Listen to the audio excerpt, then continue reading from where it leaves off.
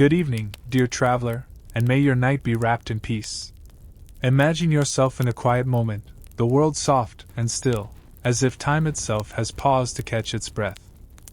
You're standing on the edge of an ancient land, where the gentle whisper of a breeze carries the scent of river reeds across Egypt's timeless plains. The moonlight spills over weathered temples, their stones glowing silver, while the Nile hums a low, eternal song, its waters glinting like a path to the stars. This is a place to rest, to let your mind drift, and tonight, you're invited to wander through the soothing rituals of ancient Egyptian healing. Picture the flicker of a torch in a mud brick village, the distant call of a night bird, and the cool sand beneath your feet as you step into a world where healers wove medicine with magic. The story you're about to hear is one of care and quiet wonders, herbs crushed under starlight, prayers whispered in sacred halls, and remedies born from the Nile's gifts.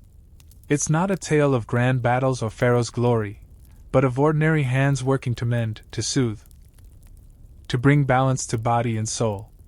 So settle in, let the night's calm guide you, and come explore the gentle art of healing in ancient Egypt, where every cure was a step toward the divine. The night is soft, a velvet blanket draped over the world, and you're standing in an ancient Egyptian village, the air warm and faintly spiced with the scent of baked earth. A gentle breeze carries the murmur of the Nile, its waters glinting under a crescent moon. Somewhere nearby, a reed flute hums a low, drowsy tune, like a lullaby for the stars.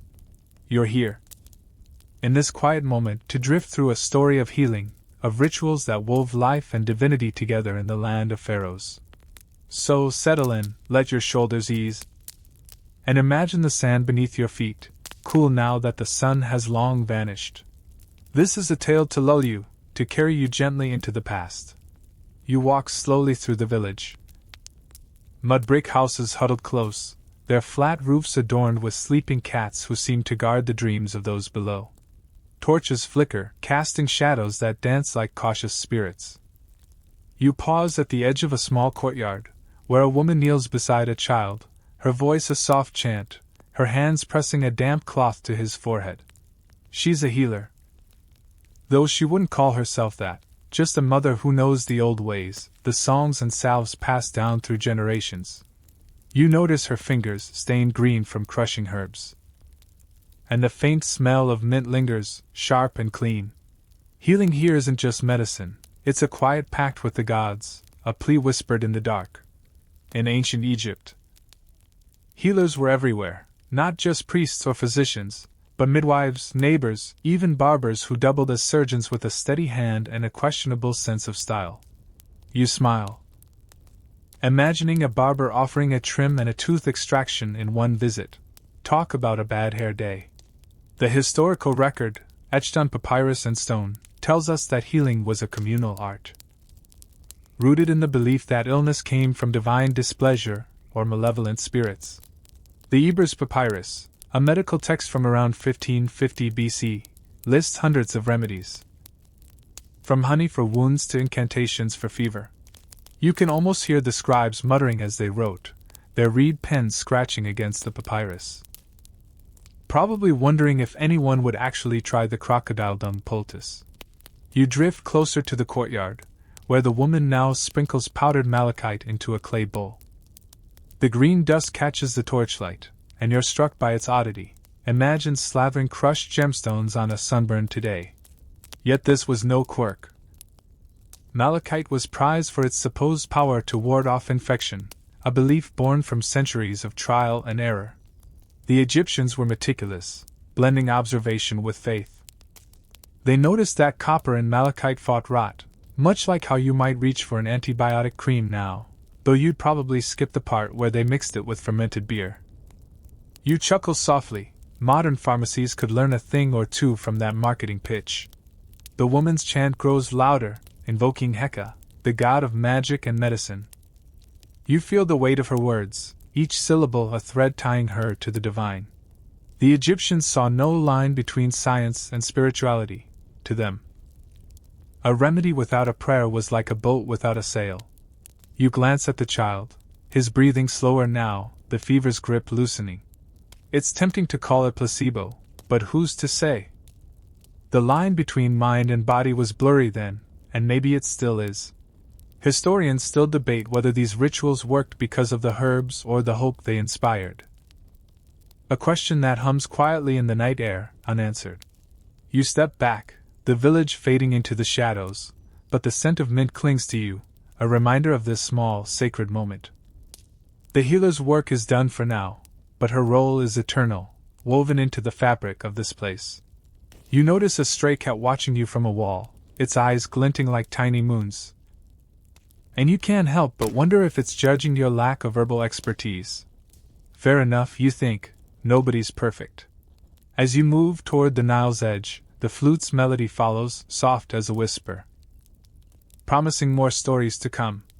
The river lies ahead, its surface a mirror for the stars, and you feel the pull of its current, ready to carry you deeper into this ancient world. The night grows quieter, the village settling into sleep. You pause, letting the stillness wrap around you like a shawl. This is just the beginning. A glimpse of a time when healing was as much about faith as it was about skill. The Egyptians understood something you might ponder as you drift off tonight, that care, in any form, is a kind of magic. You smile at the thought, imagining a modern doctor prescribing a chant alongside a pill, probably not covered by insurance. The stars above seem to nod, their light a gentle nudge to keep walking, to follow the river where more secrets wait. Part 2. The Nile stretches before you, a ribbon of silver under the moonlight, its surface rippling like a dream you can't quite grasp. You stand at its edge, toes sinking into the cool, damp silt, the village's murmurs fading behind you. The air is heavy with the scent of water and green things, papyrus reeds, lotus blossoms, and the faint, earthy tang of river mud. A heron glides low, its wings brushing the silence. And you feel the world slow, each breath pulling you deeper into this ancient rhythm. The river is more than water here, it's life, a vein pulsing through Egypt's heart, and tonight, it whispers of healing secrets born from its banks. You kneel, letting your fingers trail in the current, cold and smooth as polished stone. The Nile gave the Egyptians everything: food, trade, and the raw stuff of their remedies.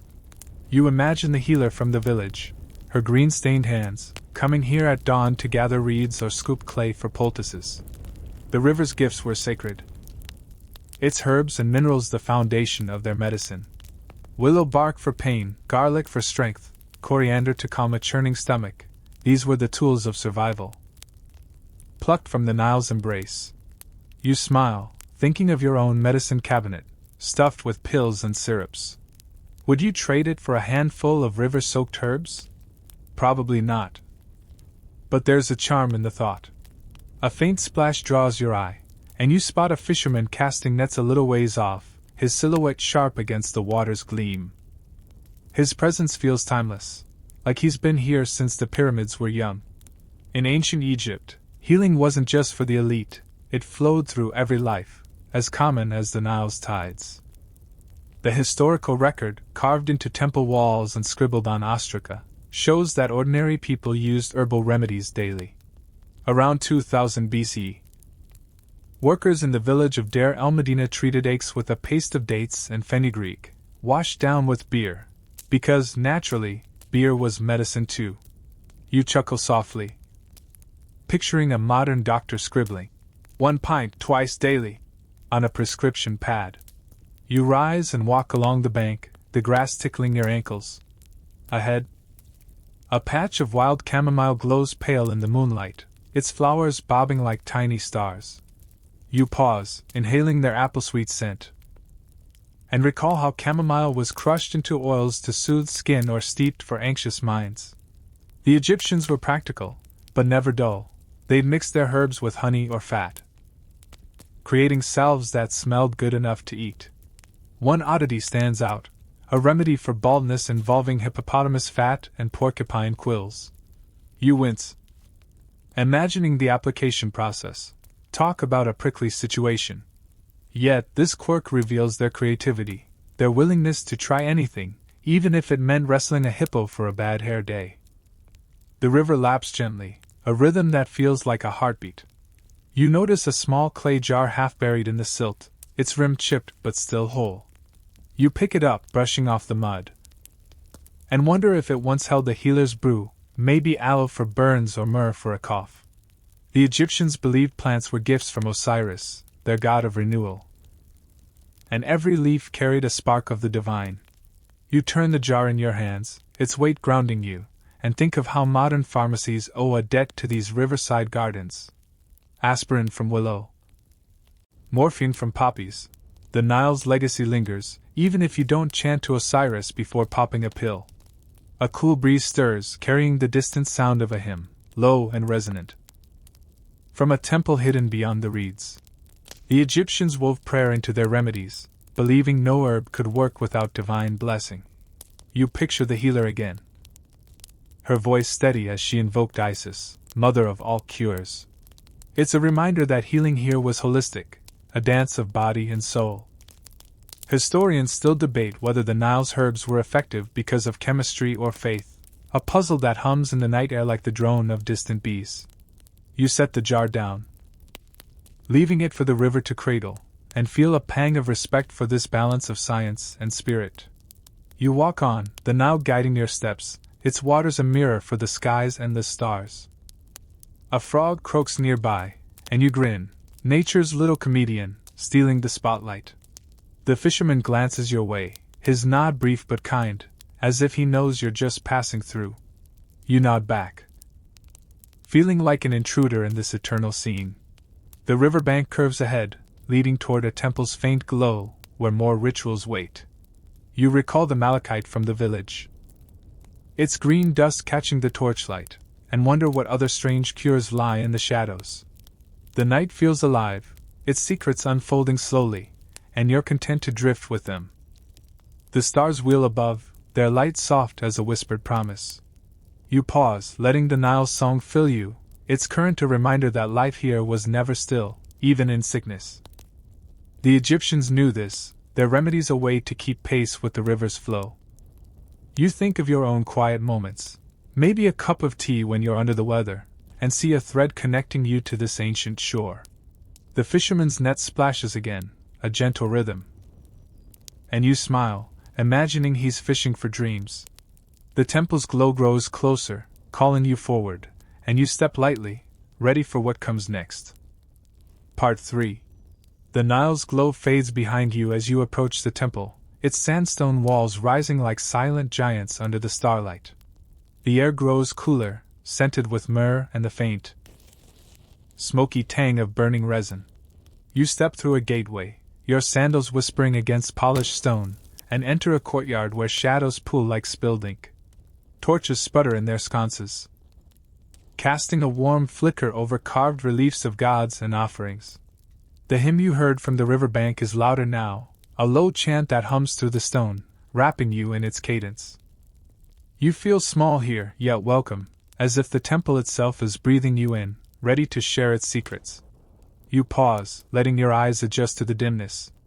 Ahead, a priest moves with deliberate grace, his linen robe catching the torchlight as he arranges a tray of offerings, bread, dates, and a small vial of oil that glints like liquid amber.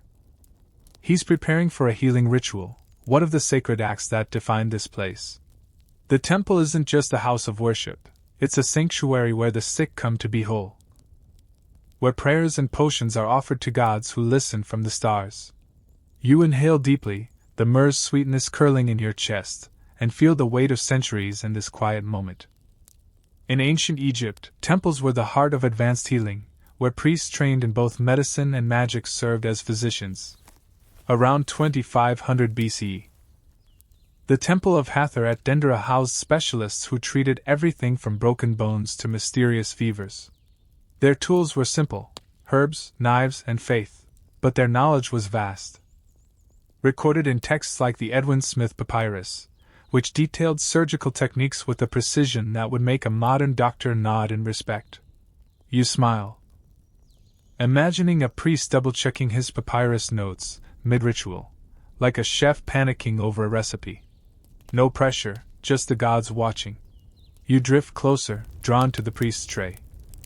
Beside the oil lies a small bundle of lotus flowers, their petals pale and waxy, tied with a reed. Lotus was a favorite in healing. Its roots mashed into paste for inflammation, or its petals brewed to calm restless minds. But there's an oddity here too, a tiny amulet shaped like a frog carved from green faience. You raise an eyebrow. Frogs, really? In Egyptian lore, the frog goddess Hecate symbolized fertility and renewal, and her image was sometimes tucked into bandages to speed recovery. You chuckle softly, picturing a patient's face when handed a frog charm instead of a pill. Talk about bedside manner. The priest begins his chant, his voice steady, invoking Isis, the goddess whose tears were said to flood the Nile. You watch as he anoints a clay figurine with oil, each gesture precise, as if the air itself might shatter. The ritual is for a woman lying nearby. Her breast shallow, her face lined with pain. The priest's words weave a spell, asking Isis to drive out the poison of Seth, the chaotic god blamed for illness. You notice the woman's hand relax, her fingers uncurling, and wonder if it's the oil or the prayer working its magic. The Egyptians believed in both, their remedies a bridge between earth and eternity. You shift, leaning against a column, its surface cool and smooth. The carvings beneath your fingers tell stories of healing, pharaohs offering incense, gods granting life. You think of the malachite from the village, the chamomile by the river, and now this lotus oil, each a piece of the same puzzle. The temple feels like a culmination, a place where scattered knowledge becomes sacred. But there's a question that lingers, one scholars still toss around like a hot coal. Did these rituals heal through divine intervention or human skill? The debate hums in the temple's silence, unanswered, as the priest's chant rises and falls. A sudden flutter catches your eye. A bat darts through the courtyard, its wings a soft blur. You grin, imagining it's here to audit the priest's work. Nature always has a way of sneaking into these moments, doesn't it? You glance at the woman again, her breathing steadier now, and feel a quiet awe.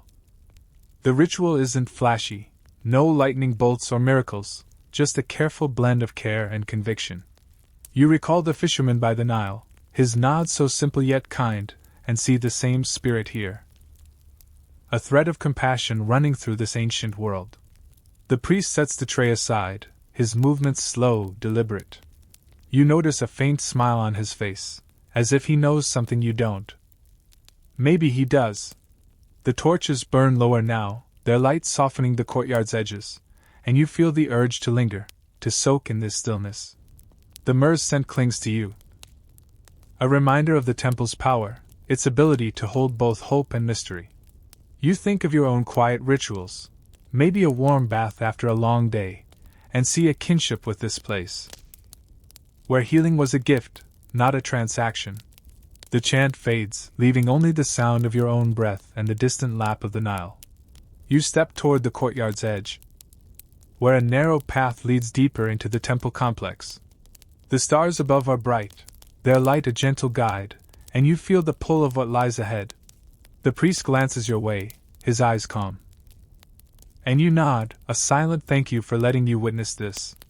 The bat swoops again, and you laugh under your breath, show off. The path beckons, promising more glimpses of this ancient art. And you walk on, the temple's warmth lingering at your back. Part 4. The temple's glow lingers in your memory as you step into the bustle of a morning market. The air alive with the chatter of voices and the sharp scent of spices. The sun hangs low, painting the mud brick stalls with gold, and you weave through the crowd, your sandals kicking up puffs of dust. Merchants call out, hawking baskets of figs, jars of honey, and bundles of dried herbs that dangle like strange ornaments. You feel the pulse of the place, vibrant yet unhurried, as if time itself is bartering for a moment's pause. A donkey brays nearby, its complaint cutting through the noise, and you smile. Some things never change. You're following a healer, a wiry man with a linen kilt and a sack slung over his shoulder. His hands are calloused, his eyes sharp as he scans the stalls, pausing to haggle over a handful of saffron threads. You watch him tuck the precious strands into his sack, next to a lump of frankincense, and a small clay pot of something that smells suspiciously like rancid fat. This is the healer's craft. Gathering the odd and ordinary to weave remedies that soothe or sting. You inhale deeply, catching the mingled scents of cumin and river mud, and feel the market's rhythm wrap around you. A living tapestry of ancient life. In ancient Egypt, markets like this were the backbone of healing, supplying ingredients for remedies that blended science with superstition. Around 1800 BCE, healers relied on trade networks stretching from Punt to the Levant, bringing myrrh, juniper, and even turquoise for their supposed protective powers. The Kahan Papyrus, a medical text from that era, lists recipes for everything from eye infections to childbirth pains, often calling for ingredients you'd rather not think about, like burned hedgehog spines for asthma. You chuckle, imagining the healer's sales pitch. Breathe easy with our spiky special. Markets weren't just for shopping, they were where knowledge was swapped. Where a trader's gossip about a new herb could spark a healer's next experiment. You trail the healer to a stall piled with garlic bulbs, their papery skins glinting in the sunlight. He picks one up, sniffing it with the focus of a sommelier, then nods and hands over a copper deben. Garlic was a star in Egyptian medicine, used to boost strength or repel evil spirits, multitasking at its finest. But then you spot something peculiar, a small basket of dried scorpions, their tails curled like tiny question marks. You raise an eyebrow. Scorpions, seriously? The healer catches your look and grins, explaining they're ground into powder for pain relief. You wince, picturing the crunch of exoskeleton in a mortar. Modern painkillers suddenly seem like a miracle. The healer moves on, pausing to barter for a vial of castor oil, its sharp scent cutting through the market's sweetness. You remember the lotus oil from the temple, its gentle glow, and now this castor oil. Thick and practical. The Egyptians were masters of balance, pairing the sacred with the gritty. They believed every ingredient held a spark of the divine. Whether it grew by the Nile or crawled in the desert. You think of the chamomile by the river, its soft petals, and wonder how many hands touched these remedies before they reached this stall. It's a humbling thought, like realizing your morning coffee traveled farther than you did all year. A sudden shout makes you turn. A child has spilled a basket of dates, and the vendor's mock outrage is met with laughter. You grin, feeling the market's warmth, its chaos a kind of harmony. The healer kneels to help the child, his hands gentle. And you see the same care he'll later pour into his remedies. Healing here isn't just about ingredients, it's about connection, a thread tying the market to the temple, the village to the river. Historians still debate whether Egyptian medicine worked because of its pharmacology, or its communal spirit, a question that hums in the market's din, as elusive as the dust in the air. You follow the healer to the market's edge, where a woman sells amulets carved from carnelian and bone. He picks one shaped like an ankh, the symbol of life, and tucks it into his sack. You notice a faint scar on his wrist, maybe from a scorpion sting he didn't treat with his own powder. You smirk. Physician, heal thyself, right? The amulet's purpose is unclear, protection, luck, or maybe just a patient's request, but it reminds you of the frog charm in the temple, another quirky piece of this healing puzzle. The Egyptians loved their talismans, believing they could ward off the unseen, much like you might knock on wood or avoid a black cat. The sun climbs higher, warming your shoulders, and you feel the market's energy shift. The morning rush easing into a lazy hum. The healer slings his sack over his shoulder, its contents a jumble of hope and strangeness. You think of the malachite from the village, the garlic in his hand, and now these scorpions, each a story of trial and error. The market feels like a microcosm of Egypt itself, where life and healing were inseparable. Where a remedy could be as practical as oil or as wild as a desert creature. You recall the priest's calm smile in the temple and see it echoed in the healer's nod as he heads home. A stray dog trots by, snatching a fallen fig, and you laugh softly, nature's little thief, keeping the market honest. The healer disappears into the crowd, his figure blending with the sea of linen and baskets. You linger, letting the sounds wash over you, voices, hoofbeats, the distant call of a hawk. The market is a living thing. Its pulse tied to the Nile, to the temples, to the people who carry its remedies forward. You feel a quiet urge to follow the healer, to see what he does with his strange haul. But the path ahead leads elsewhere, toward the dawn and its own rituals. The sun beckons, and you step forward, the market's warmth still clinging to your skin. Part 5. The market's hum fades as you walk toward a low hill, where a small shrine glows in the first light of dawn. The air is crisp, scented with dew and the faint, sweet smoke of burning incense. You climb the sandy path, your sandals slipping slightly, and feel the world hush, as if the sun itself is holding its breath. The shrine ahead is simple, mud brick walls, a roof of palm fronds, and a stone altar carved with lotus blooms. A crowd gathers, their murmurs soft, their faces turned toward the horizon where the sky blushes pink. You're here for a sunrise ceremony, a ritual to call on the gods for healing and renewal.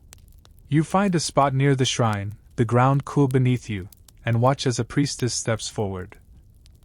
Her linen dress shimmering like liquid light. She carries a bronze censer, its smoke curling upward in lazy spirals, and you catch the sharp scent of myrrh, the same as in the temple nights ago. The crowd falls silent, their eyes fixed on her, as she raises a clay bowl filled with water, its surface catching the dawn's first rays. You feel the moment's weight. A quiet pact between earth and sky, and let your shoulders ease, the morning's calm seeping into your bones. In ancient Egypt, sunrise ceremonies were a cornerstone of healing, marking the triumph of Ra, the sun god, over darkness and chaos. Around 2400 BC, shrines like this one dotted the landscape, where communities gathered to pray for health, especially during times of plague or drought. The Berlin Medical Papyrus, a key historical text, describes rituals where offerings of bread, beer, and flowers were made to appease gods like Horus, who guarded the body's strength. You smile, imagining the logistics. Someone had to bake all that bread, probably muttering about early mornings. Yet these ceremonies were vital, binding people to their gods and each other. The priestess begins her chant, her voice clear and steady, invoking Thoth, the god of wisdom and healing. You watch as she pours the water over the altar, a glittering arc that splashes softly on the stone. The crowd echoes her words, their voices rising like a tide, and you feel the air hum with their faith. But there's an odd detail here. A small pile of ostrich feathers on the altar, their tips dyed red with ochre. You tilt your head. Feathers, really? In Egyptian belief, ostrich feathers symbolized Maat, the goddess of balance, and were sometimes burned to restore harmony in a sick body. You chuckle quietly, picturing a modern doctor prescribing a feather bonfire. Good luck with the insurance claim. The sun crests the horizon, its light flooding the shrine, and you squint, warmth brushing your face like a gentle hand. The priestess places a loaf of bread on the altar, its crust studded with sesame seeds, and you recall the market's bustle. The ceremony isn't just for him but for everyone, a reminder that health is a shared gift. You think of the garlic bulbs from the market, the lotus oil in the temple, and now this bread. Each a thread in the same healing tapestry. A breeze stirs, rustling the palm fronds overhead, and you catch a glimpse of a scarab beetle scuttling across the altar. You grin, nature's guest star, crashing the ritual. The Egyptians revered scarabs as symbols of rebirth, often carving them into amulets like the ankh you saw in the market. The priestess doesn't flinch, her chant unbroken, and you admire her focus. The ritual feels alive, a dance of words and offerings that binds the crowd to something larger. You wonder if the man with the bandaged arm feels lighter now, if the dawn's promise is enough to ease his pain. Historians still debate whether these ceremonies healed through faith or simply distraction, a question that lingers in the shrine's smoky air, unanswered. You shift, the sand shifting beneath you, and notice a child nearby, clutching a tiny clay figure of Bes, the dwarf god who protected against evil. Her mother whispers something, and the child giggles, the sound bright against the chant's solemnity. You smile, remembering the frog amulet in the temple, another quirky charm in this world of belief. The ceremony continues. The priestess now scattering flower petals over the altar, their scent mingling with the myrrh. You inhale deeply, feeling the moment's stillness. And think of your own morning rituals. Maybe a quiet coffee before the day begins. There's a kinship here, a shared need for moments that reset the soul. The sun climbs higher, its light softening the shrine's edges, and the chant begins to fade, the crowd's voices trailing into silence. The priestess lowers her censer, her face serene, and you feel a quiet awe. The ritual wasn't grand, no thunder or miracles, just a steady offering of hope. You recall the healer's grin in the market, the priest's calm in the temple, and see the same spirit here. A thread of care woven through this ancient land. The scarab beetle pauses, as if listening, and you laugh under your breath, show off bug, stealing the spotlight again. The crowd begins to disperse, their footsteps soft on the sandy path. You linger, letting the shrine's peace settle over you like a shawl. The altar gleams, strewn with petals and feathers, a testament to the morning's work. You think of the malachite from the village, the scorpions in the market, and now these ostrich feathers, each a piece of Egypt's healing mosaic. The path ahead leads back to the village, where more secrets wait, perhaps in the hands of a scribe or the shadow of a god. The sun's warmth lingers on your skin, and you step forward, the shrine's quiet promise carrying you onward. Part 6. The shrine's dawn light lingers in your mind as you step into a shaded courtyard, where a scribe sits cross-legged beneath a sycamore tree. The air is warm, scented with the dry, papery smell of reeds and a faint tang of ink. You settle nearby, the ground dusted with sand, and watch the scribe's reed pen dance across a sheet of papyrus. It scratches a soft rhythm against the morning's quiet. Piles of scrolls surround him, some curled tight, others unfurled like pale wings. You feel the weight of knowledge here, each stroke preserving secrets of healing that could outlast the stone temples themselves. The scribe dips his pen into a clay pot, the ink black as the Nile at midnight, and continues his work, transcribing a recipe for a salve. You lean closer, catching the words, honey, natron, and crushed juniper, blended to soothe inflamed skin. His focus is absolute, his brow furrowed as if the gods themselves are peering over his shoulder. You smile, imagining him muttering about deadlines, much like you might grumble over a late email. This courtyard is a quiet hub of Egyptian medicine, where remedies are not just mixed but immortalized, their formulas carried forward through time. In ancient Egypt, scribes were the backbone of medical knowledge, recording treatments with a precision that rivaled the pyramid builders. Around 1600 BC, texts like the Ebers Papyrus catalogued over 700 remedies, from toothaches to crocodile bites, blending herbal cures with incantations. These scrolls were practical guides, used by healers and priests, but also a testament to Egypt's obsession with order, every dose measured, every prayer precise. You chuckle, picturing a scribe double-checking his work, worried he'd written 2 pinches instead of 3. Accuracy mattered when the patient might be a pharaoh or a farmer. You notice a small jar beside the scribe. Its contents a gritty paste that smells of resin and earth. You wrinkle your nose, definitely not a spa treatment. This is one of Egypt's quirkier remedies, a poultice of moldy bread, used to treat infected wounds. You blink surprised, moldy bread, really? Yet this was no accident. The Egyptians observed that certain molds could fight infection, a crude precursor to penicillin. You grin, imagining a healer presenting a crusty loaf as medicine.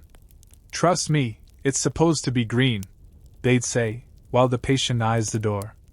The scribe pauses, stretching his fingers, and you catch a glimpse of the papyrus. The hieratic script is elegant, each symbol a tiny work of art, but the recipe is practical. Mix the salve under moonlight, chant to Sekhmet, then apply at dawn. You think of the sunrise ceremony, the priestess's steady voice, and see the same blend of faith and formula here. The Egyptians believed healing required both, the body treated with herbs, the soul with words.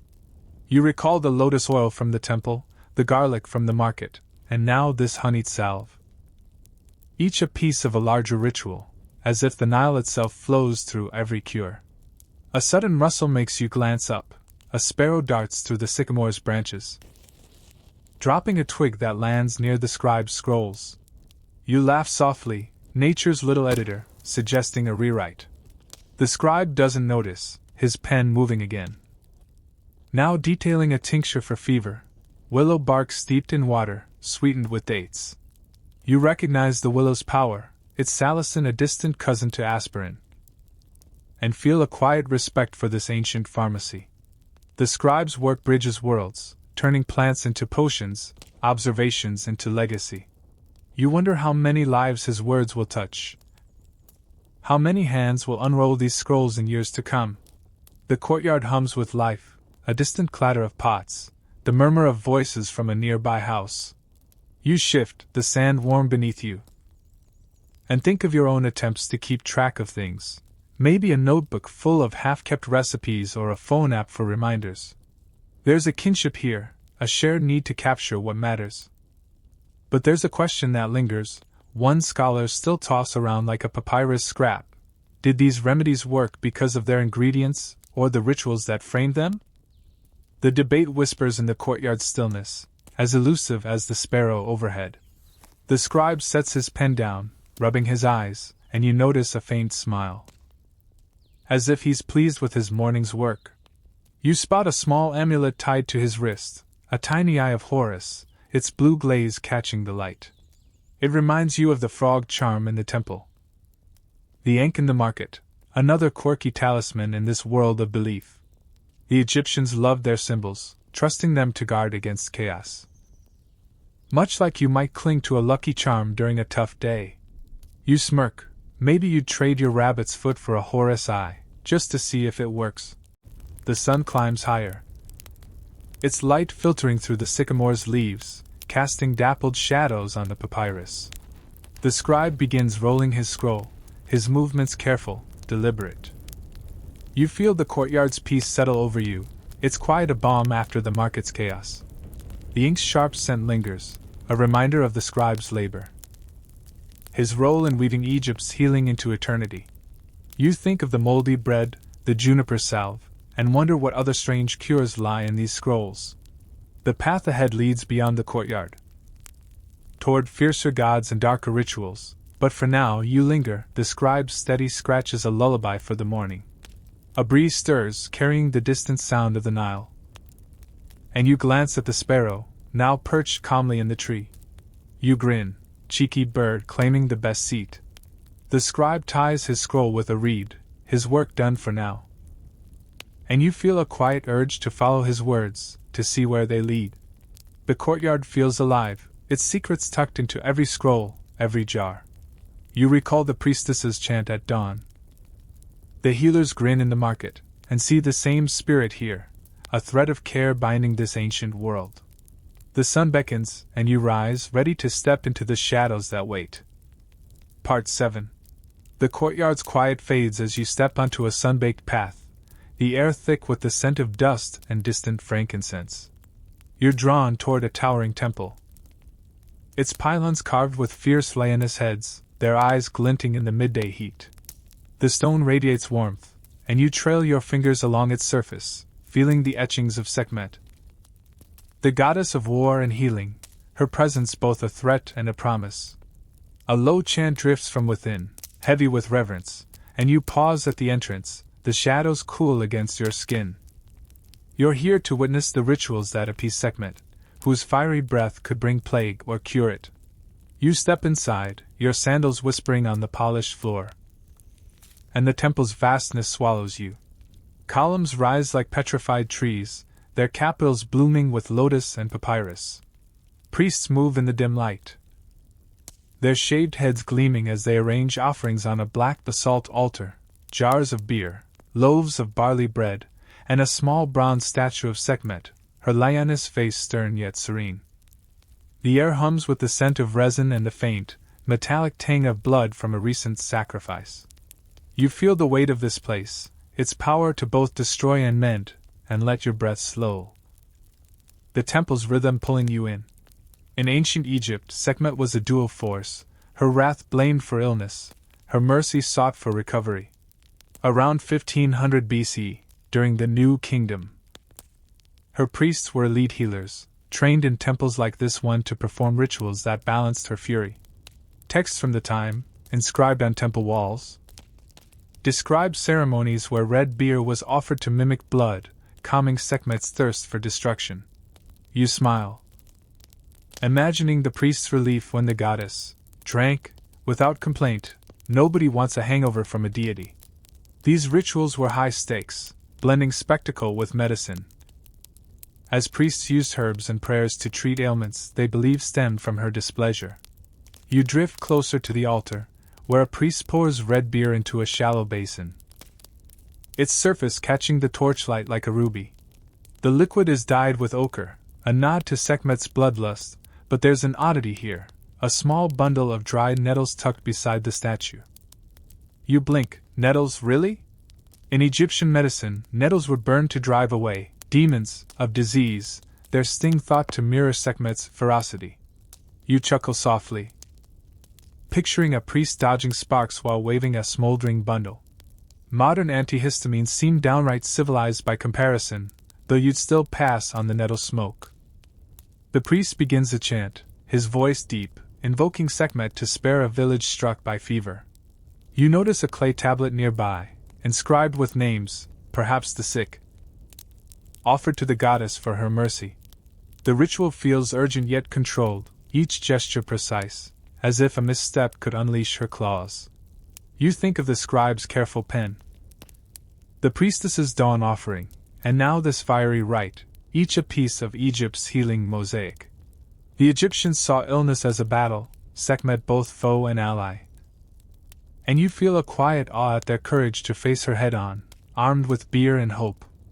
A sudden flicker catches your eye, a stray ember from the altar's incense drifts upward, winking out in the shadows. You grin, Sekhmet's little wink maybe, keeping everyone on their toes. The priests don't flinch, their focus unbroken, and you admire their nerve. The ritual's power lies in its balance, a dance of fear and faith that soothes the goddess and her people. You recall the moldy bread from the scribe's courtyard, the lotus oil in the temple, and wonder how many remedies were born from Sekhmet's shadow, her fierce gaze pushing healers to innovate. The chant grows louder, the priests circling the altar, their robes brushing the stone. You lean against a column, its coolness grounding you, and notice a small amulet on the floor, a lion's paw, carved from carnelian, likely dropped by a worshipper. It reminds you of the frog charm. The ankh in the market, another quirky talisman in this world of belief. The Egyptians trusted these tokens to carry Sekhmet's protection, much like you might wear a favorite necklace for luck. You smirk. Imagine explaining a lion paw pendant to your friends. It's for vibes, you'd say, dodging the details. The temple's air feels heavier now, the incense thick. And you sense the ritual nearing its end. The priest pours the last of the beer, his voice softening, and the tablet of names is placed before Sekhmet's statue, a silent plea.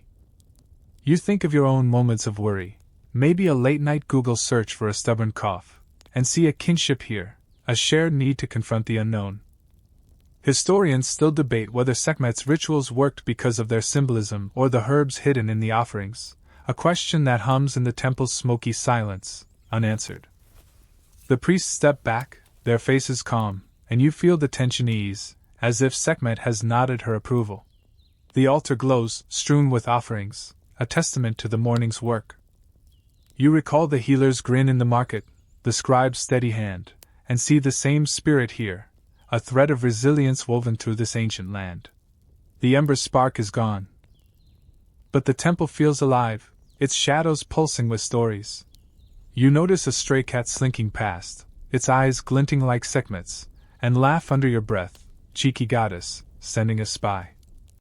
The sun outside climbs higher, its light creeping through the temple's entrance, and you feel the urge to move on, to follow the path beyond these walls. The priests begin to tidy the altar. Their movements slow, deliberate, and you nod, a silent thank you for letting you witness this. The lion paw amulet lies untouched, a small reminder of Sekhmet's presence.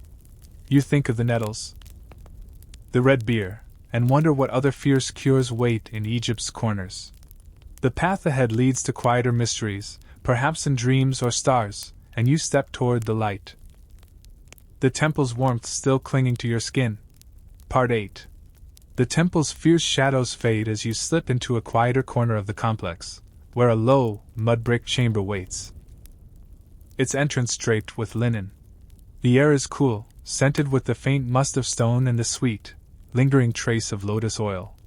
You duck inside, your eyes adjusting to the dimness, and find a simple reed mat spread on the floor, a clay lamp flickering in one corner.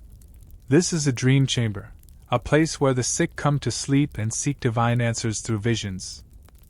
You settle onto the mat, the silence wrapping you like a shawl, and feel the world slow, each breath pulling you toward the edge of sleep. The chamber's walls are etched with faint carvings, ibises, stars, and the serene face of Thoth, the god of wisdom who guides dreams. You trace a carving with your fingertip, its edges smoothed by countless hands, and imagine the hopeful souls who've lain here, their ailments whispered to the gods. The lamp's flame dances, casting shadows that flicker like half-formed thoughts. And you let your eyelids grow heavy, the chamber's stillness a gentle invitation. You're here to witness the ritual of dream divination, where sleep becomes a bridge to the divine. Carrying diagnoses wrapped in riddles.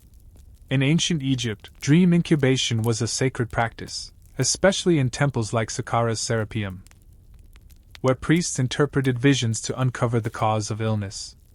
Around 1400 BC, texts like the Chester Beatty Papyrus recorded dreams as messages from gods, guiding healers to remedies or rituals. A fever might be revealed as Sekhmet's wrath, a pain as the work of a restless spirit.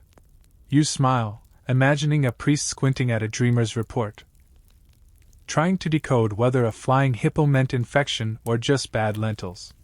These visions were taken seriously, shaping treatments with a blend of faith and intuition that hums through this quiet chamber. You shift on the mat, the reeds creaking softly, and notice a small clay bowl beside the lamp, filled with a dark, syrupy liquid. You lean closer, catching the sharp scent of poppy seeds and honey, a sleep tonic, meant to coax the mind into divine conversation. But there's an oddity here. A single dried scarab beetle tucked into the bowl's rim, its shell glinting like polished jet. You raise an eyebrow. Beetles in your bedtime tea? In Egyptian belief, scarabs were tied to rebirth and protection, sometimes placed near dreamers to ward off malevolent spirits. You chuckle quietly, picturing a modern sleep aid with a bug on the label. Sweet dreams, beetle included, it'd say. The chamber feels alive, its silence pulsing with anticipation. You imagine lying here as a patient, sipping the poppy tonic, your thoughts drifting like the Nile's current. The Egyptians believed dreams could reveal truths the waking mind missed. A notion not so far from your own late-night musings when a problem unravels in sleep. You recall the red beer in Sekhmet's temple, the scribe's careful ink, and now this dream tonic. Each a thread in Egypt's healing tapestry. The lamp's glow softens, and you feel the pull of rest, as if Thoth himself is whispering for you to close your eyes. A faint sound breaks the quiet, a soft rustle, like wings against stone. You glance up and spot a moth circling the lamp, its wings dusted with moonlight. You grin, nature's little dreamer, gate crashing the ritual. The moth's dance feels fitting, a reminder that dreams are fleeting, their meanings slippery. The Egyptians trusted priests to untangle these visions, but you wonder how often they got it right. Historians still debate whether dream divination worked because of divine insight or simply the power of suggestion. A question that hums in the chamber's stillness, as elusive as the moth's path. You lean back, the mat cradling you, and notice a small amulet beside the bowl, a tiny ibis, carved from bone. Its beak curved like a crescent moon. It reminds you of the lion paw charm in Sekhmet's temple, the ankh in the market, another quirky talisman in this world of belief. The Egyptians loved these tokens, trusting them to anchor their dreams to the gods, much like you might clutch a worry stone during a restless night. You smirk. Imagine explaining an ibis amulet to your friends. It's for dream Wi-Fi. You joke, dodging their stares. The chamber's air grows heavier, the poppy scent curling around you. And you sense the ritual's heart, not just the sleep, but the hope it carries. You picture a dreamer waking here, their vision of a starry river or a speaking falcon scribbled onto papyrus. A priest nodding sagely as he decodes it. The process feels intimate, a conversation between mortal and divine, and you feel a quiet respect for its trust in the unseen. You think of your own dreams, maybe a strange one that lingered past breakfast, and see a kinship here, a shared need to find meaning in the night. The moth settles on the wall, its wings still. And you feel the chamber's peace deepen, its silence a balm after Sekhmet's fierce rites. The lamp burns low, its light barely holding back the dark. And you imagine the countless dreams born in this space, each a spark of hope. You recall the moldy bread, the nettle smoke, and now the scarab-guarded tonic, each a piece of Egypt's healing mosaic. The path ahead leads to brighter moments, perhaps a festival or a desert trek, but for now you linger, the chamber's quiet a lullaby for your thoughts. A breeze slips through the linen drape, carrying the distant murmur of the Nile, and you glance at the moth, now a shadow against the stone. You laugh under your breath, cheeky visitor, claiming the dream chamber's spotlight.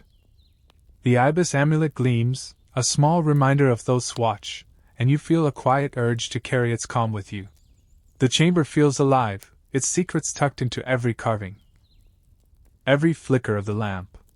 You recall the priestess's chant at dawn, the healer's grin in the market, and see the same spirit here, a thread of wonder woven through this ancient land. The night beckons, and you rise, ready to step into the light that waits. Part 9.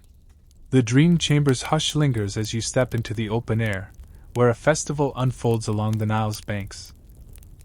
Vibrant under the late afternoon sun, the air buzzes with laughter, the clink of pottery, and the sweet, smoky scent of roasting barley. You weave through the crowd, your sandals brushing packed earth, and take in the scene. Children chase reed boats on the river's edge, women weave garlands of lotus flowers, and musicians pluck lyres, their notes floating like petals. The festival honors health and renewal, a celebration to strengthen the community's spirit, and you feel its warmth wrap around you, as inviting as a familiar song. You pause near a stall where a woman offers clay cups of pomegranate juice, its ruby hue catching the light. She hands you one, her smile wide, and you sip, the tart sweetness waking your senses. The crowd moves like a living tide, their linen tunics bright against the river's green, and you sense the festival's purpose, to bind people together, to thank the gods for life. Torches are being lit as the sun dips, their flames dancing in the breeze, and you let your shoulders ease, the day's rhythm pulling you along like the Nile's gentle current. In ancient Egypt, festivals like this were vital for communal health, held to honor gods like Hathor, whose joy was believed to ward off disease. Around 1450 BC, during the reign of Thutmose III, inscriptions at Karnak describe feasts where offerings of bread, beer, and flowers were shared to ensure divine favor. These events weren't just parties, they were rituals, reinforcing bonds that kept illness at bay through collective faith. You smile, imagining the organizers scrambling to brew enough beer, talk about pressure to keep the gods tipsy. The festival's energy feels like a heartbeat, pulsing through every song and shared cup. You wander toward the river, where a group dances in a circle, their feet kicking up dust, their laughter bright. Near them, a priest scatters sesame seeds into a brazier, the smoke curling upward as an offering to Osiris, god of renewal. But there's an oddity here. A small basket of dried crocodile teeth, tied with red cord, placed among the flowers. You tilt your head. Crocodile teeth, really? In Egyptian belief, these were charms for strength, sometimes ground into powders to boost vitality. You chuckle softly, picturing a healer pitching them as the ultimate energy drink. Crunch your way to courage, they'd say, while you'd stick to coffee. The music shifts, a flute joining the lyres, and you feel the crowd's joy deepen, their voices rising in a hymn to Hathor. You notice a woman nearby, her arm adorned with a fresh scar, likely from a recent healing.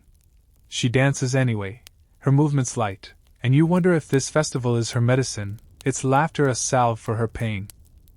You think of the Dream Chamber's poppy tonic, the red beer for Sekhmet, and now this communal feast, each a thread in Egypt's healing tapestry. The Egyptians knew joy could heal. A truth you feel in the festival's pulse, as tangible as the juice in your cup. A sudden splash draws your eye. A child has tossed the reed boat too eagerly, and it flips, earning a chorus of giggles. You grin, nature's little comedian, stealing the show. The festival feels alive, its chaos a kind of harmony, and you admire its balance of reverence and revelry.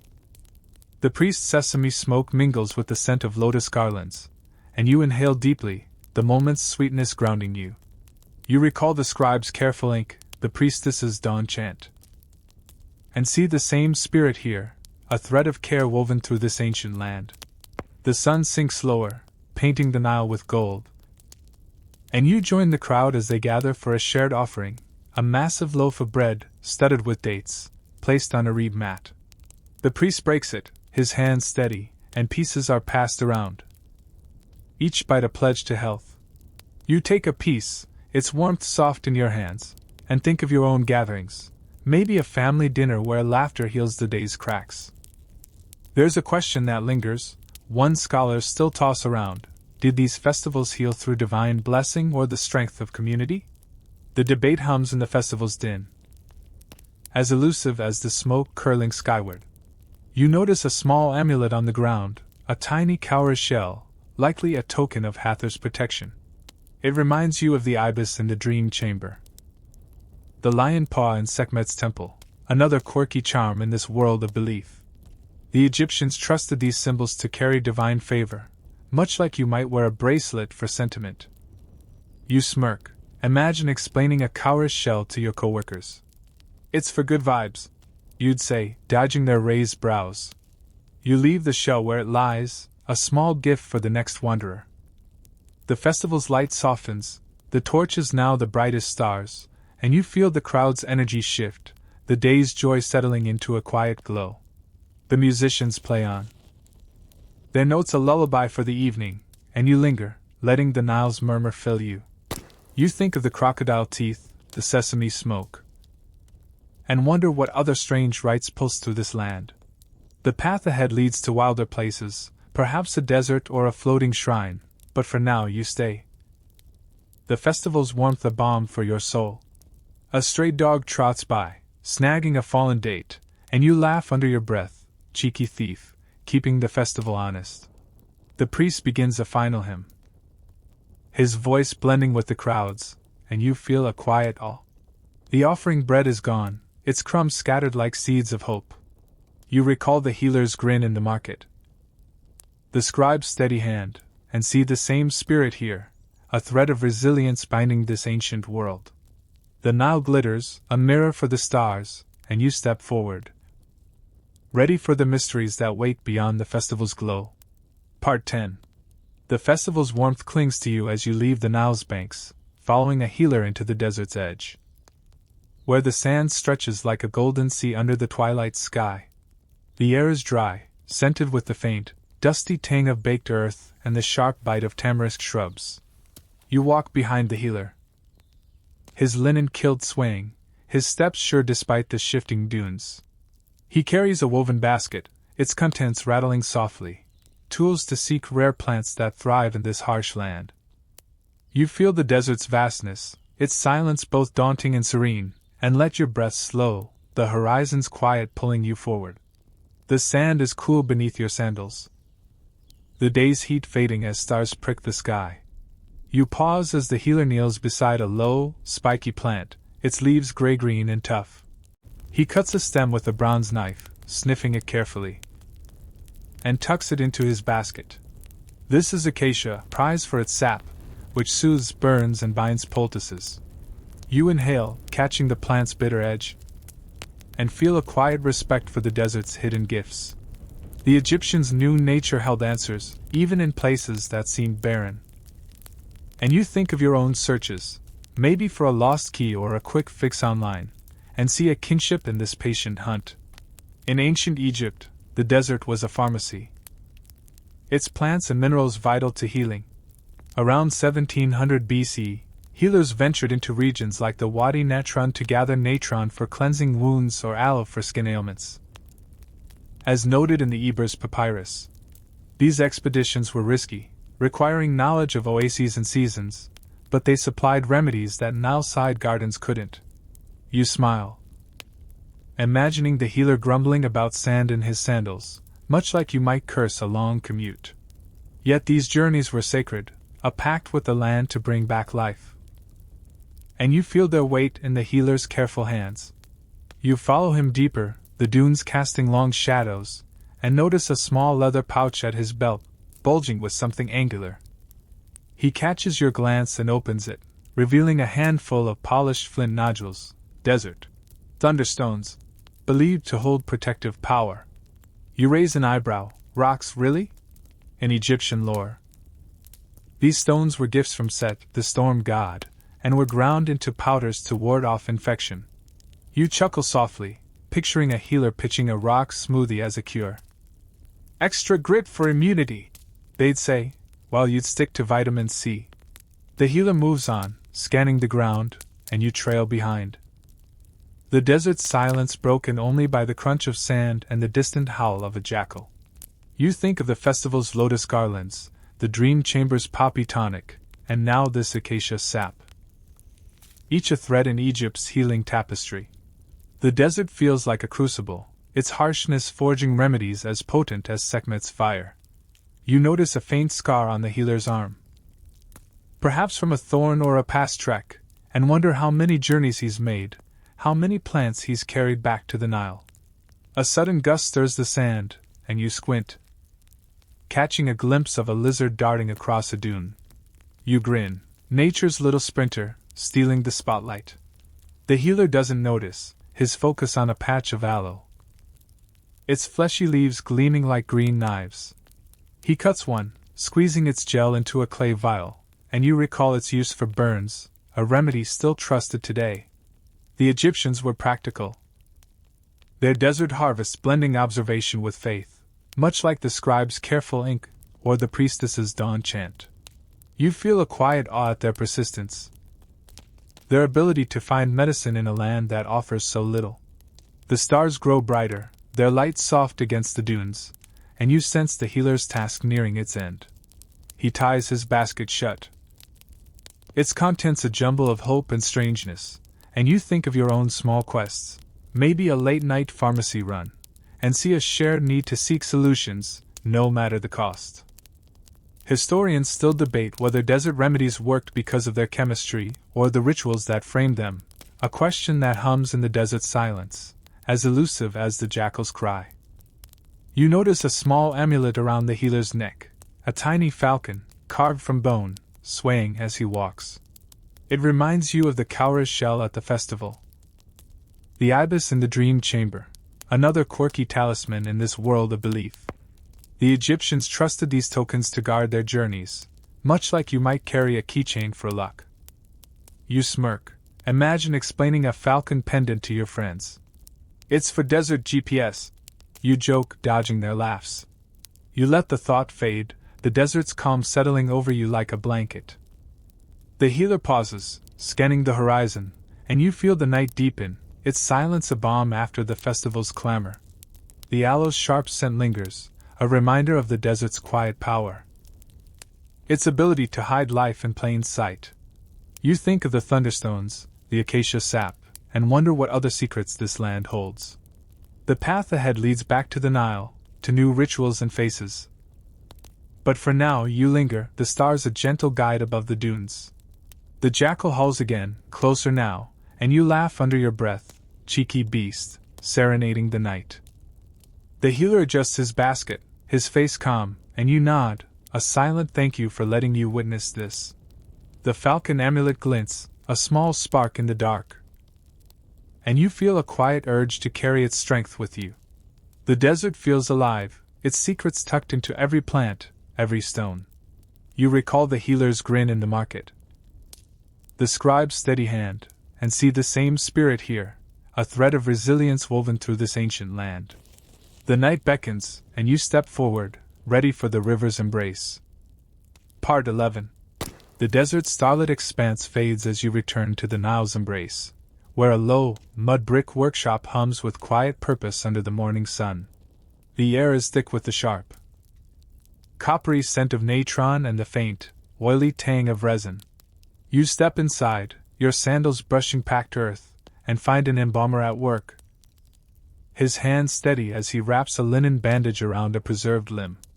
Tools line the walls, bronze knives, clay jars, and bundles of dried herbs, each gleaming with use.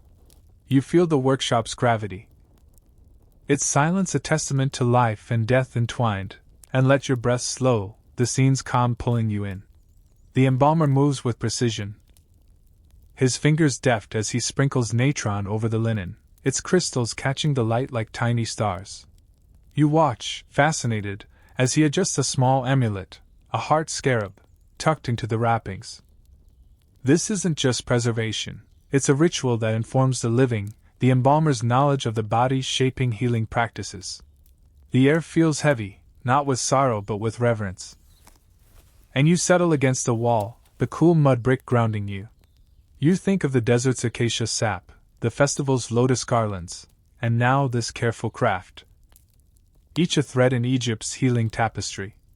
In ancient Egypt, embalmers were unsung healers, their anatomical insights guiding medical practice. Around 2600 BC, during the Old Kingdom, their work revealed the body's inner workings, muscles, organs, bones, knowledge that priests and physicians used to treat injuries and ailments. Texts like the Edwin Smith Papyrus, a surgical guide, owe their precision to embalmers' observations, detailing treatments for fractures with a clarity that rivals modern manuals. You smile, imagining an embalmer moonlighting as a doctor, his patients a bit nervous about his day job. Yet their skill was vital, bridging the worlds of life and eternity with a steady hand. You notice a clay jar on a shelf, its contents a dark, sticky resin that smells of pine and earth. The embalmer dips into it, smearing it over the linen, but there's an oddity here, a small vial of powdered beetle shells, their iridescent green glinting in the sunlight. You blink, beetles again? In Egyptian medicine, ground scarab shells were sometimes mixed with resin to treat swelling. Their rebirth, symbolism believed to aid recovery. You chuckle softly, picturing a patient's face when offered beetle balm. It's organic, the embalmer might say, while you'd reach for aloe instead. The embalmer pauses, adjusting the heart scarab, and you catch a glimpse of his face, lined, focused, but calm, as if he's solved a puzzle. His work feels like a conversation with the body, each bandage a question answered. You think of the scribe's careful ink, the healer's desert trek, and now this meticulous wrapping, each a piece of Egypt's healing mosaic. The Egyptians saw no divide between life and death. What healed the living could guide the dead, and you feel a quiet awe at this unity, its logic as clear as the Nile's flow. A sudden clatter breaks the silence. A stray cat has knocked over a reed basket, scattering palm fronds across the floor. You grin, nature's little saboteur, keeping the workshop humble. The embalmer sighs, brushing the fronds aside, and you admire his patience. His craft is a balance of science and ritual, much like the red beer for Sekhmet or the poppy tonic in the dream chamber.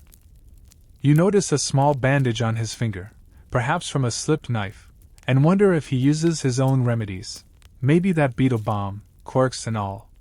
The workshop's air grows warmer, the sun climbing higher, and you sense the embalmer's task nearing its end. He ties the final bandage, his movements deliberate, and places a clay jar of natron beside the wrapped form. A silent offering. You think of your own moments of care, maybe bandaging a cut with more tape than necessary, and see a kinship here, a shared need to mend what's broken. Historians still debate whether embalmers' knowledge shaped medicine more than priests' prayers, a question that hums in the workshop's quiet, as elusive as the cat slinking past. You notice a small amulet on a nearby table, a tiny ankh, carved from bone, its loop worn smooth by touch. It reminds you of the falcon in the desert. The cowrie's shell at the festival, another quirky talisman in this world of belief. The Egyptians trusted these symbols to carry life's essence, much like you might keep a photo for memory's sake. You smirk, imagine explaining an ankh to your friends. It's for eternal vibes, you'd say, dodging their smirks. You leave the amulet untouched, a small nod to its purpose. The embalmer steps back, his face softening, and you feel the workshop's peace deepen, its silence a balm after the desert's vastness. The resin scent lingers, a reminder of the craft's quiet power. Its ability to preserve and inform. You think of the scarab's shells, the heart scarab, and wonder what other secrets this workshop holds. The path ahead leads to the Nile's waters, to floating sanctuaries and new rites, but for now you linger, the embalmer's steady hands a lullaby for the morning. The cat returns, eyeing the scattered fronds, and you laugh under your breath, cheeky feline, plotting round two. The embalmer begins tidying his tools, his movements slow, deliberate, and you nod, a silent thank you for letting you witness this. The ankh gleams, a small spark in the dimness, and you feel a quiet urge to carry its calm with you. The workshop feels alive, its secrets tucked into every jar, every bandage. You recall the priestess's chant at dawn, the healer's grin in the market, and see the same spirit here, a thread of resilience woven through this ancient land. The sun beckons, and you step toward the door, ready for the river's next embrace. Part 12. The embalmer's workshop fades as you step onto a wooden dock, where a boat sways gently on the Nile's glassy surface. Its hull painted with lotus blooms. The air is cool, scented with river water and the faint, sweet smoke of incense drifting from the deck. You board the vessel, your sandals steady on the polished planks, and feel the Nile's rhythm beneath you, a pulse that rocks the boat like a cradle. This is a floating sanctuary, a hospital where priests tend the sick amid the river's serenity, and you let your breath slow, the water's calm washing over you like a whispered promise. You settle near the bow, where a priest kneels beside a woman, her face pale, her hands clutching a linen cloth. He murmurs a prayer, his fingers tracing a paste of honey and myrrh across her forehead. The scent sharp and warm. The boat is alive with quiet activity. Other priests move between patients, carrying trays of herbs and clay vials, their robes catching the sunlight. The river laps softly against the hull, a lullaby that mingles with the priest's chants, and you feel the sanctuary's purpose, to heal through the Nile's embrace. Its waters a mirror for the god's grace. In ancient Egypt, floating hospitals were rare but revered, often tied to temples like that of Isis at Philae, where the sick were treated on boats during the Middle Kingdom, around 1900 BC. Papyrus records describe these vessels as mobile clinics, bringing care to remote villages along the Nile. Priests used the river's purity in their remedies, mixing its water with herbs to cleanse infections or soothe fevers. You smile, imagining the logistics. Someone had to keep the boat stocked, probably cursing when the myrrh ran low. Yet these sanctuaries were a lifeline, blending mobility with divinity in a way that hums through the boat's gentle sway. You notice a small clay jar beside the priest, its contents a gritty mix of crushed lotus root and natron. He dips into it, applying the paste to the woman's arm, but there's an oddity here. A tiny bundle of dried fish scales, tied with reed, tucked into the jar's rim. You blink. Fish scales, really?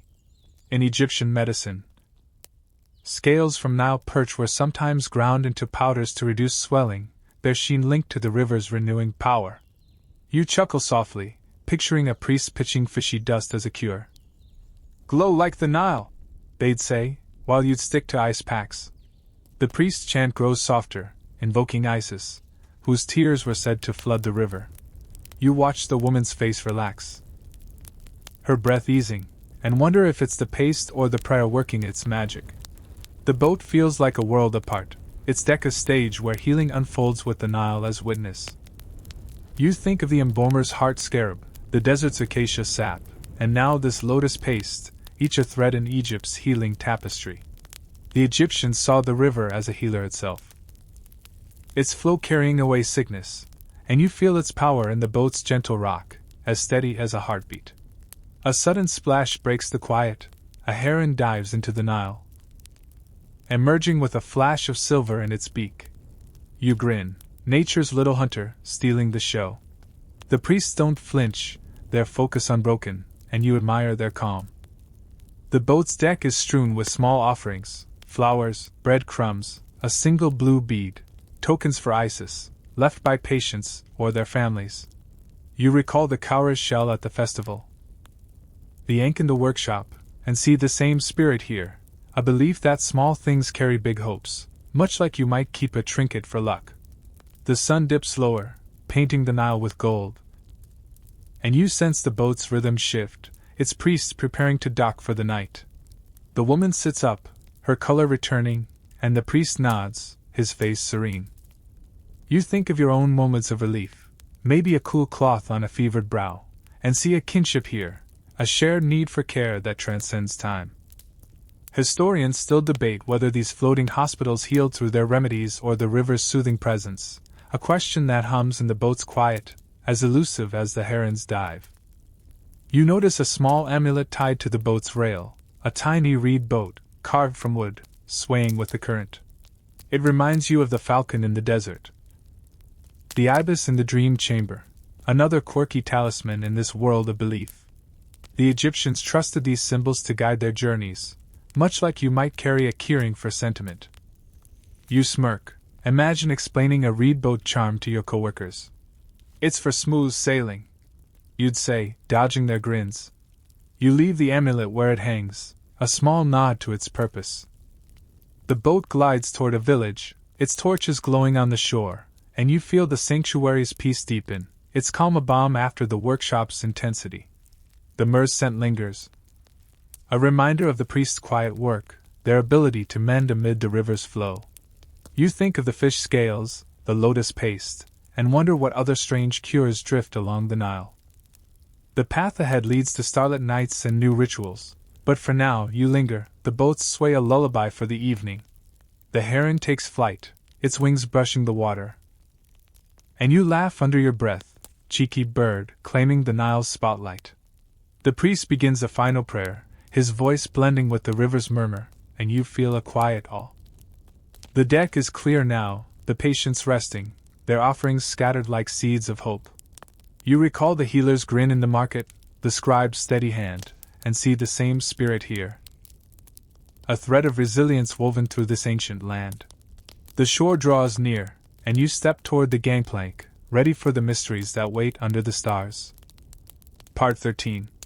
The boat's gentle sway lingers in your bones as you step onto a hillside overlooking the Nile, where the night sky unfurls like a tapestry of stars. The air is cool, scented with the dry tang of desert dust and the faint, sweet trace of wild thyme growing nearby.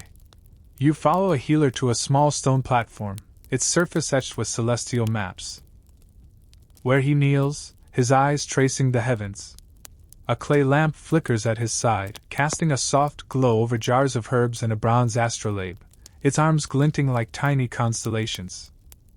You settle on the warm stone, the night's calm wrapping you, and feel the stars' quiet pull, guiding the healer's work.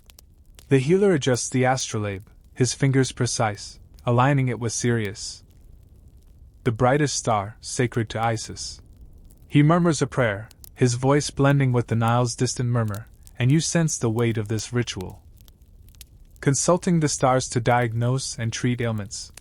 The sky feels alive, each star a story, and you imagine the countless nights healers have sat here, their remedies shaped by celestial patterns.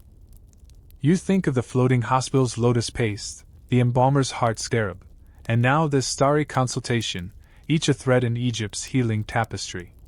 In ancient Egypt, astrology was a cornerstone of medicine, with healers using star charts to time treatments or predict illness. Around 1300 BC, during the Ramesside period, Temple records from Heliopolis describe priests observing constellations like Orion to guide herbal doses or surgical procedures. The stars were seen as divine messages, their movements tied to the body's rhythms, much like the Nile's floods. You smile, imagining a healer squinting at the sky, hoping Sirius doesn't suggest another round of fish scale powder. Yet this practice was rigorous, blending observation with faith in a way that hums through the night's stillness. You notice a small clay tablet beside the healer, inscribed with zodiac symbols and a recipe for a fever tonic: coriander, honey, and Nile water, to be mixed when the moon aligns with Scorpio. The healer checks the sky, then nods, as if the stars have whispered their approval. But there's an oddity here: a tiny pile of dried locust wings, their sheen catching the lamplight, tucked into a reed basket. You blink. Locust wings. Really? In Egyptian belief, locusts symbolized transformation, and their wings were sometimes burned to shift a stubborn illness. You chuckle softly, picturing a patient coughing through locust smoke. Breathe deep for change, the healer might say, while you'd reach for a humidifier. The healer begins grinding coriander seeds, the scent sharp and earthy, and you watch the stars, their light steady against the dark.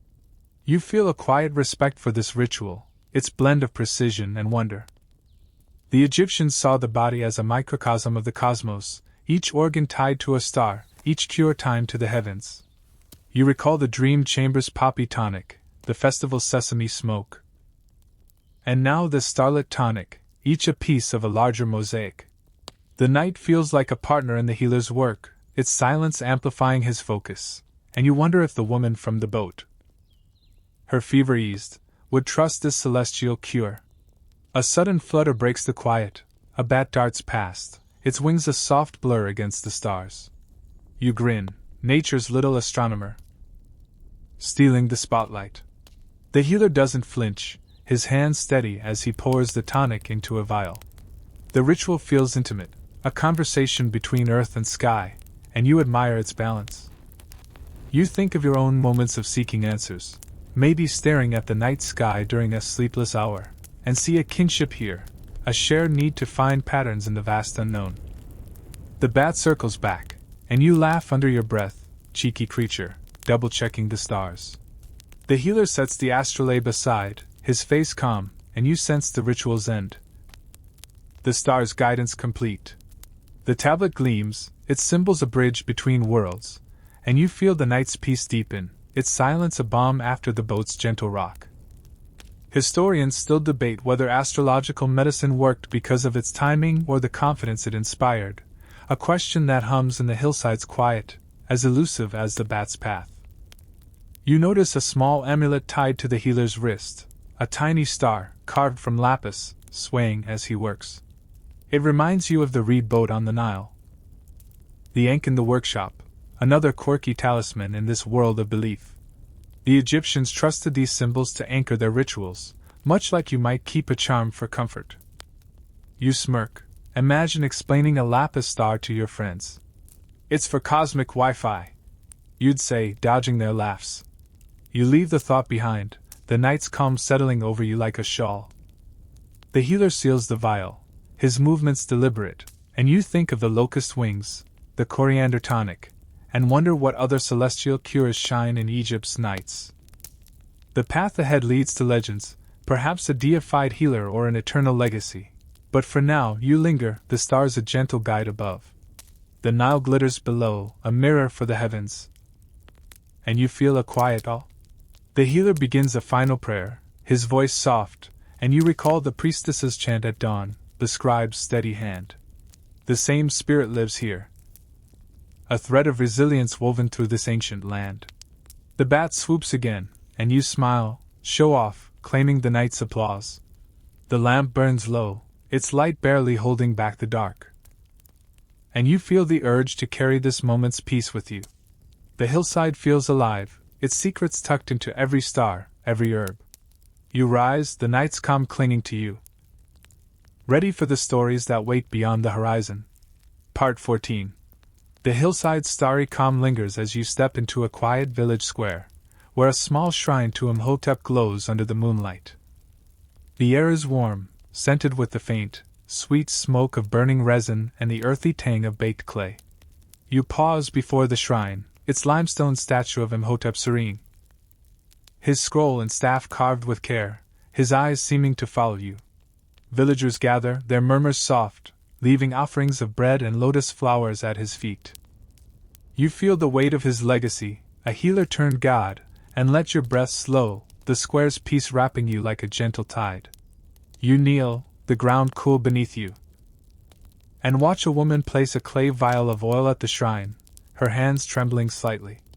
She whispers a prayer, her voice a plea for her child's fever to break, and you sense Imhotep's presence.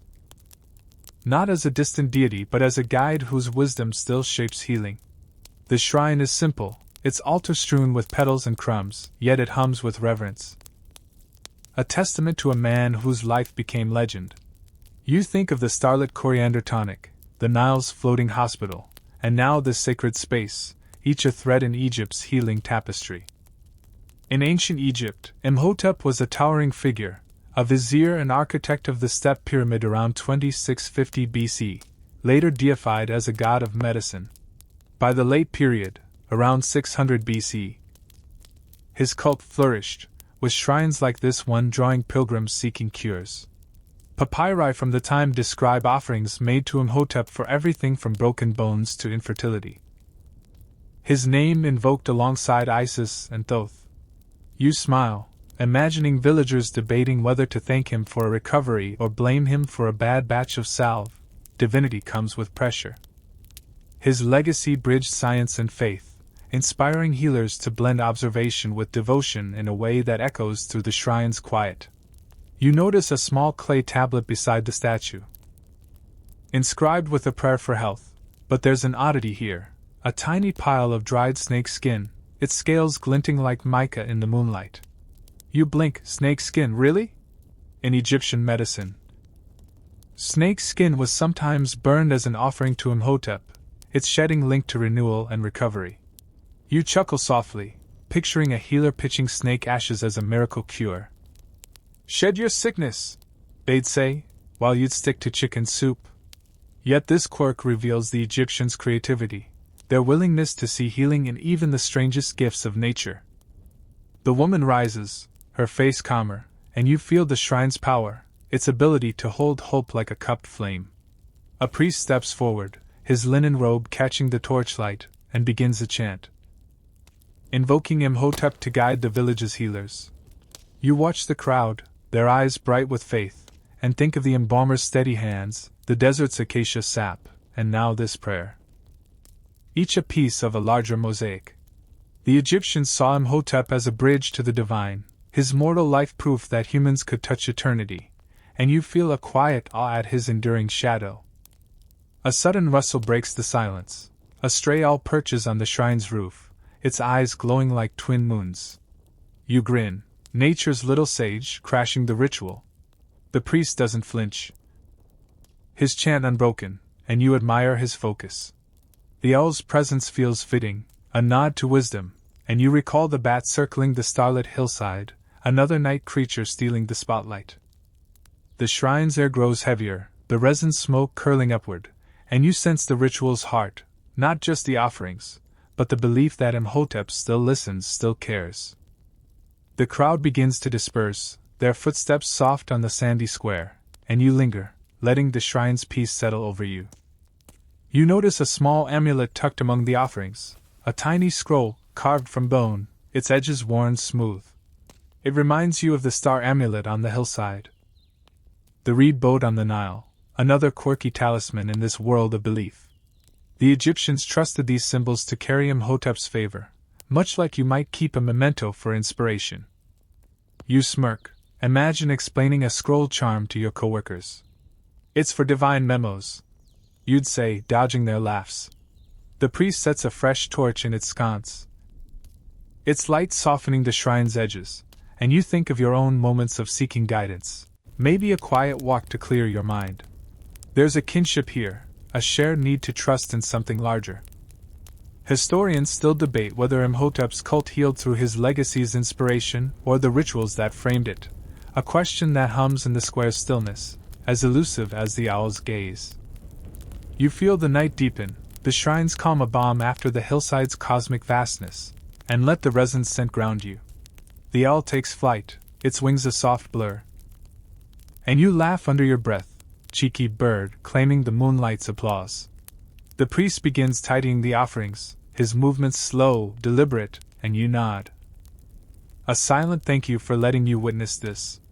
The scroll amulet gleams, a small spark in the dimness, and you feel a quiet urge to carry its wisdom with you. You think of the snake skin, the clay vial, and wonder what other echoes of Imhotep linger in Egypt's corners. The path ahead leads to a final reflection, a chance to weave these stories together, but for now you stay. The shrines quiet a lullaby for the night. The Nile glitters beyond the square, a silver thread under the stars, and you feel a quiet awe. You recall the healer's grin in the market, the scribe's steady hand, and see the same spirit here, a thread of resilience woven through this ancient land. The torch burns low, its light barely holding back the dark. And you feel the urge to step forward, to carry this moment's peace into the night. The shrine feels alive, its secrets tucked into every petal, every prayer. You rise, the moonlight clinging to you, ready for the eternal truths that wait. Part 15. The shrine to Imhotep fades into the night as you find yourself on a quiet bluff above the Nile, where the stars burn bright. Their light a soft echo of the torches you've followed. The air is cool, scented with the faint, grassy sweetness of the river and the dry whisper of desert sand. You sit on a smooth stone, the world stretching wide before you, and feel the Nile's murmur below, a steady pulse that carries the weight of centuries.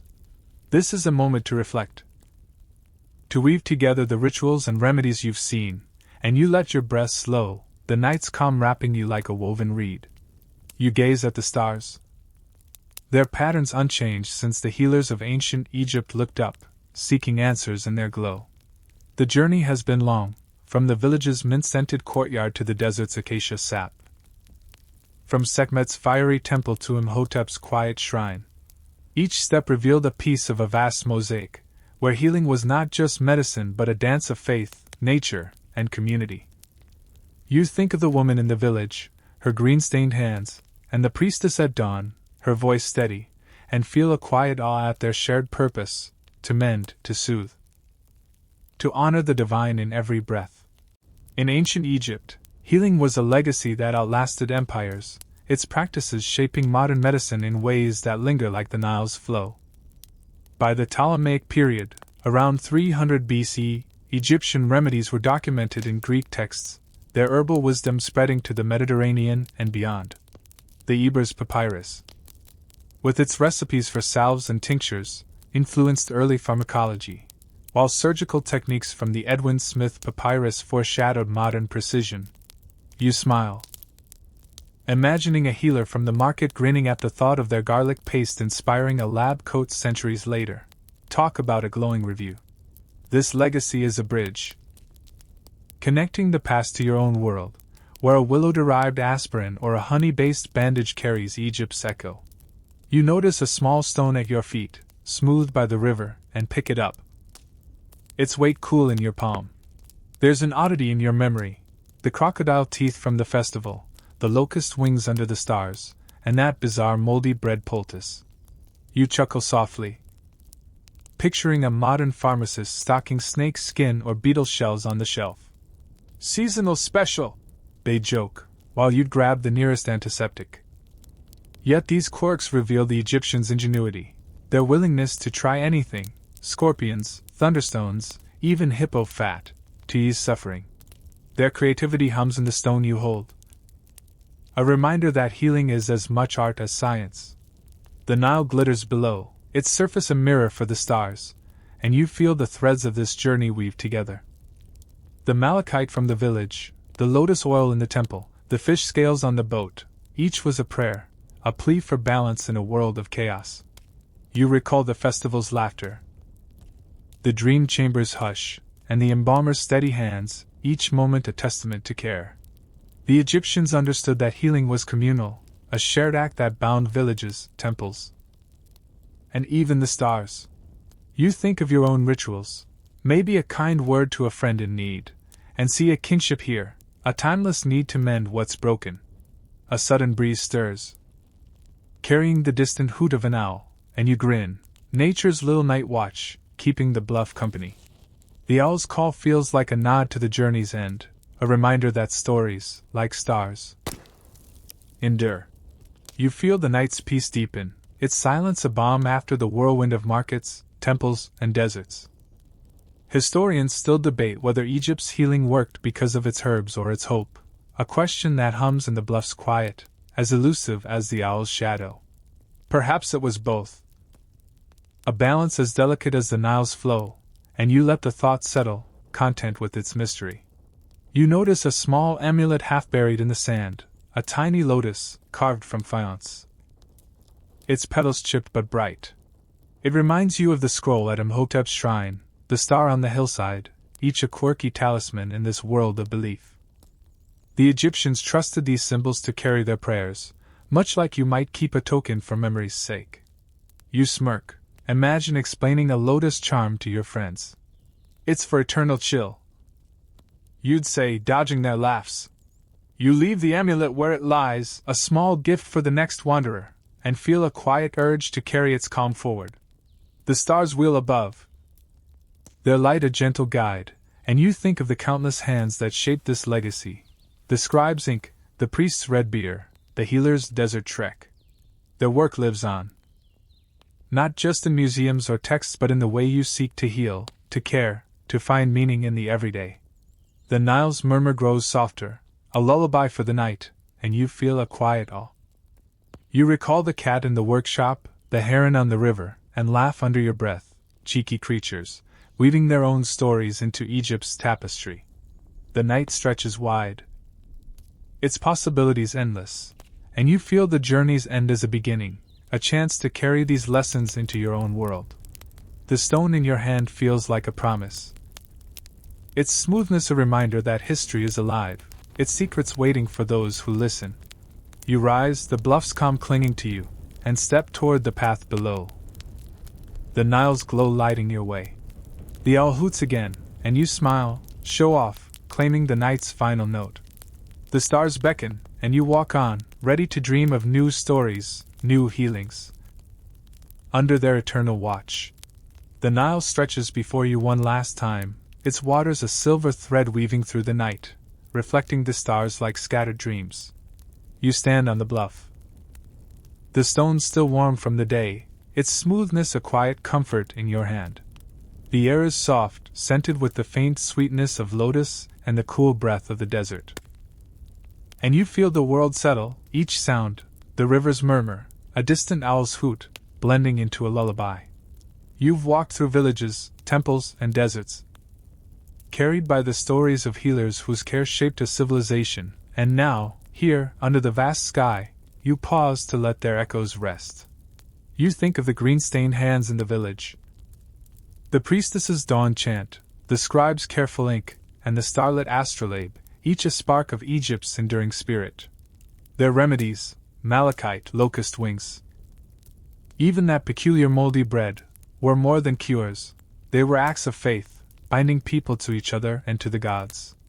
You smile, imagining the healer from the market, his grin wide as he bartered for garlic, or the embalmer, his hands steady with purpose. Their world feels close, not a distant past but a living thread, woven into the way you seek to mend, to care, to find hope in small things. The stars above seem to nod, their light gentle, and you feel a warmth spread through you, as if the Nile itself is whispering its approval. You recall the lotus amulet, left in the sand, and the cowrie's shell at the festival, small tokens of a people who trusted in symbols, much like you might hold a keepsake for comfort. There's no need to rush now. The night is patient, its calm a gift. You let your shoulders ease, the stone in your hand a reminder that history is not just stone and papyrus but a story of human hands, reaching out to heal across time. Now you can close your eyes and let the currents of time take you away, drifting on the Nile's flow, where the voices of healers sing softly. Their wisdom a steady guide. The river carries you, its rhythm a promise that these stories will endure, waiting for you to return whenever you need their quiet strength. You feel safe here, held by the night's embrace, and you know that Egypt's legacy, its care, its courage, lives on, in every act of kindness, every moment of hope. The stars shine brighter, and you smile, ready to rest. The Nile's lullaby carrying you into dreams as old as the sky.